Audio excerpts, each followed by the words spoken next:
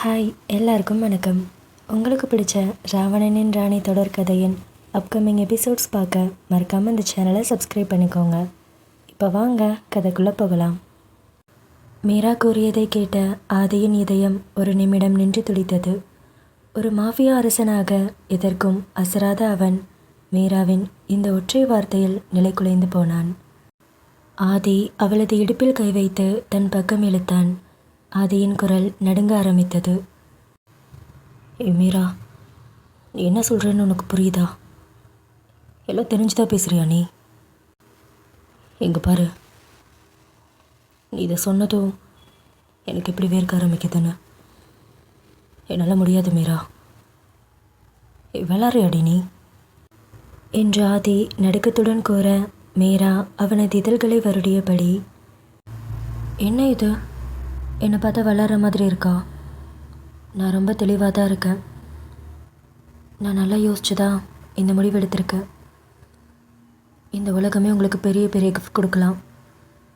ஆனால் உங்கள் மேலே உயிரே வச்சிருக்கிற இந்த மீராவை விட பெரிய கிஃப்ட் உங்களுக்கு எதுவுமே இல்லைன்னு எனக்கு நல்லா தெரியும். இன்றைக்கி இந்த அசுரனுக்கு நான் முழுசாக சொந்தமாக போகிறேன் என்று மீரா கூற, மீரா சொன்ன அந்த வார்த்தைகள் ஆதிக்குள் இருந்த அசுரனை முழுமையாக தூண்டிவிட்டன. அவனது கண்கள் தாகத்தால் சிவக்கத் தொடங்கின. அந்த இரகசிய அறையின் கதவுகள் தாளிடப்பட வெளியுலகின் இரைச்சல்கள் அனைத்தும் மௌனமாயின. ஆதி மெத்தையில் அமர்ந்திருக்க, மீரா அவனது கால்களுக்கு இடையில் மிக நெருக்கமாக வந்து நின்றாள். அவளது வெள்ளை நிற பட்டு சேலை நிலவொளியில் மின்னியது. மீரா மெல்ல தனது நடுங்கும் விரல்களால் ஆதியின் கோட்காலரை பற்றினாள். ஆதியின் தகிக்கும் கண்கள் தாகத்தோடு மீராவை மட்டுமே பார்த்து கொண்டிருக்க, அவள் அவனது கோட்டை தோள்களிலிருந்து மெல்ல நழுவ விட்டாள். மீரா குரலில் ஒரு விதமான போதையுடன், ஆதி, இன்னைக்கு இந்த துப்பாக்கி, இந்த மாஃபியா கவசம் எதுவுமே உங்களுக்கு வேணாம். இன்றைக்கி நீங்கள் வெறும் என்னோட ஆதி மட்டும்தான் என்று கூறியவள் அவனது கோட்டை கழற்றி தரையில் வீசினாள். அப்படியே அவனது மார்பில் சாய்ந்து விழுந்தாள். ஆதியின் இதயம் ஒரு போர் முரசை போல வேகமாக துடித்தது. மீரா அவனது நெற்றியில் தொடங்கி கன்னங்கள், தாடை என ஒவ்வொரு இடத்திலும் தனது ஈரமான இதழ்களால் முத்திரையிட்டாள்.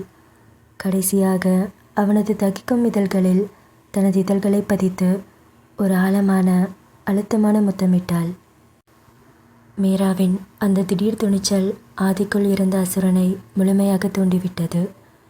அவன் சட்டென்று மீராவின் இடையை பற்றி தூக்கி அப்படியே மெத்தையில் கிடத்தினான். இப்போது ஆதி அவளுக்கு மேலே ஒரு மேகத்தை போல கவிழ்ந்து அவளது 2 கைகளையும் தலைக்கு மேலே உயர்த்தி தனது ஒரு கையால் மிக இறுக்கமாக பற்றி கொண்டான். ஆதி அவள் காதோரம் மூச்சிறைக்க, இங்கே பாரு மீரா, இது ஆரம்பித்தது நீ தான் முடிச்சு வைக்கணும். இதுக்கப்புறம் நீயே வேணான்னு சொன்னாலும் நான் உன்னை விட மாட்டேன்டி. நீ என்னை தீயாக மாற்றிட்ட. இந்த தீயில் இன்றைக்கி நீயும் நானும் ஒன்றா கரைய போகிறோம். இப்போவும் ஒன்று கிட்ட போகலை. என்னை சமாளிச்சிருவியா என்று ஆதி கேட்க, மீரா பதில் சொல்லாமல் அவனது கண்களை ஆழமாக பார்த்தாள். ஆதி குனிந்து அவளது கழுத்தில் தனது முகத்தை புதைத்து ஆவேசமாக முத்தமிட்டான். ஆதி அவனது மறுக்கையை மீராவின் கூந்தலுக்குள் விட்டு முடிகளை சுருட்டி தனது பிடிக்குள் இழுத்தான். ஆதி மெல்ல மீராவின் இதழ்களிலிருந்து விலகி தனது கையில் இருந்த அந்த விலையுயர்ந்த வாட்சை கழற்றி தூர வீசினான்.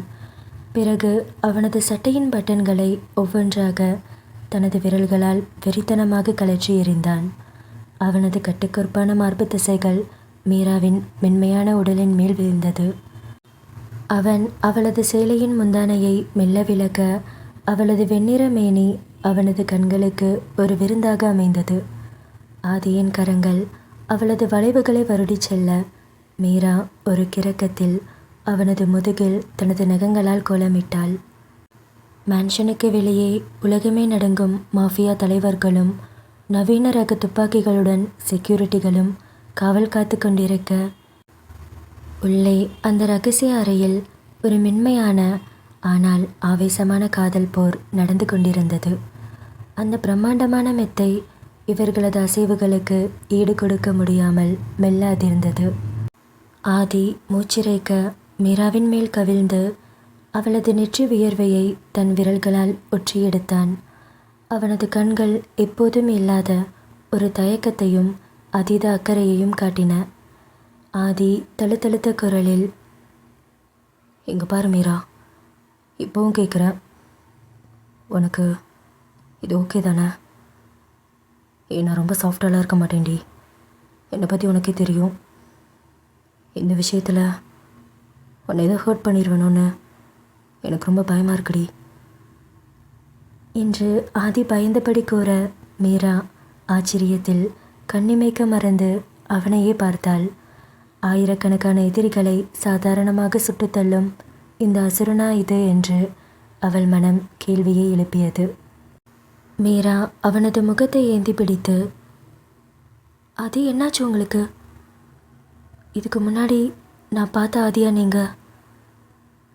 எதுக்காக இப்படி பயப்படுறீங்க? நான் உங்களோட மீரா. என்னை எடுத்துக்கிறதுல உங்களுக்கு என்ன தயக்கம்? இங்கே நான் வந்த புதுசில் என்னை மிரட்டின ஆதியா இது. இப்போது எப்படி குழந்த மாதிரி பயப்படுறீங்க? பயப்படாமல் என்னை உங்களோடதாக்கிக்கோங்க என்று அவள் கூற, மீராவின் அந்த ஒற்றை வார்த்தையில் ஆதிக்கு ஒரு தெம்பு பிறந்தது. அவன் மெல்ல மிகவும் பொறுமையாக அவளுக்குள் தன்னை இணைக்கத் தொடங்கினான். அந்த நொடி மீராவின் முகம் சுருங்கியது. ஒரு மெல்லிய வலி அவளது அடிவயிற்றில் மின்னலாக பாய்ந்தது. அவளது விரல்கள் ஆதியின் இறுகிய தோள்களில் நகங்களால் ஆழமாக பதிந்தன. மீராவின் அந்த சிறு வலியை உணர்ந்த ஆதி சட்டென்று தனது அசைவுகளை நிறுத்தினான். அவனது இதயம் துடித்தது. என்னடியாச்சு? வலிக்குதா?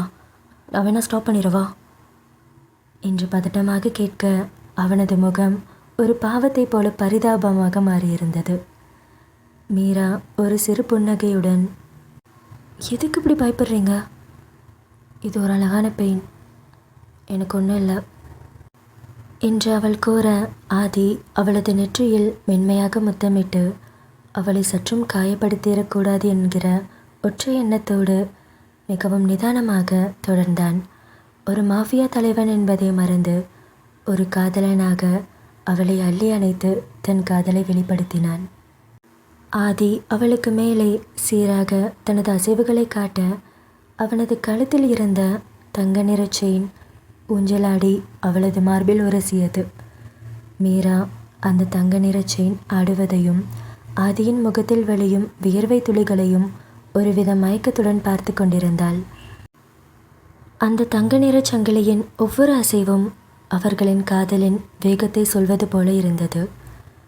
ஆதி அவளது இதழ்களுக்கு மிக அருகில், மீரா, எனக்கு கிடைச்ச ரொம்ப பெரிய வரம். இன்னைக்கு இந்த நைட்டு இதுதான் நம்ம வாழ்க்கையோட ஆரம்பம் என்று கூற, மீரா அழகாக புன்னகைத்தாள். நீண்ட நேர போராட்டத்திற்கும் அந்த தகிக்கும் தழுவல்களுக்கும் பிறகு இருவரும் தங்களது உச்சக்கட்ட இன்பத்தை எட்டினர். ஆதி முழுவதுமாக திருப்தி அடைந்து மீராவின் மேல் அப்படியே சாய்ந்தான். அவளது கழுத்தில் முகம் புதைத்து ஒரு நீண்ட பெருமூச்சை விட்டான்.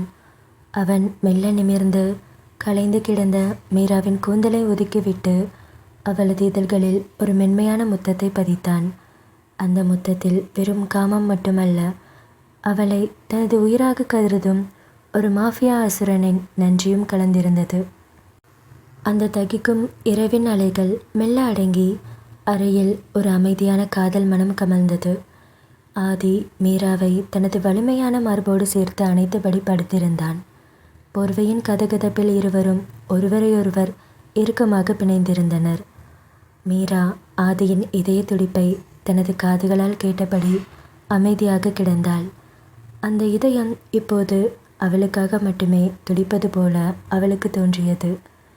ஆதி அவள் தலைமுடியை கோதிவிட்டு அவளது நெற்றியில் மென்மையாக முத்தமிட்டான். ஏண்டி, நான் ஏதோ கனவு காணலையே. இப்போ நீ என் பக்கத்தில் எனக்கு சொந்தமாக இருக்க எல்லாமே ஏதோ கனவு மாதிரி இருக்குது. எனக்கு இந்த ஒரு நிமிஷம் போதுண்டி. என் வாழ்க்கையில் நான் பண்ண பாவமெல்லாம் கரைஞ்சு போன மாதிரி இருக்குது என்று ஆதி கூற மீரா நிமிர்ந்து அவனது கண்களை பார்த்து புன்னகைத்தாள். நீங்கள் என்ன பாவம் பண்ணீங்க? உங்கள் சூழ்நிலை உங்களை அப்படி மாற்றிருக்கலாம். ஆனால் உங்கள் மனசு அது ரொம்ப சுத்தம். அது எனக்கு மட்டும்தான் தெரியும்.